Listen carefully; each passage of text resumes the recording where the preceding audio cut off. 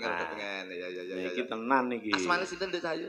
Heni Kusuma. Oh, Hani Kusuma. Daleme ndi Nduk Cahayu? Kula Tulungagung, Mas. Tulungagung. Nggih. Mau rawuh jam pinten Cahayu? Mau rawuh jam pinten? Kula Nggih. mau jam gangsal. Sing kok kukur ki ngendi kuwi? Mriki, Pak. Wah, Anu, mau karo sapa Nduk Cahayu? Kula kalih Mas. Karo Mas e? Nggih. Oh, alah, ya.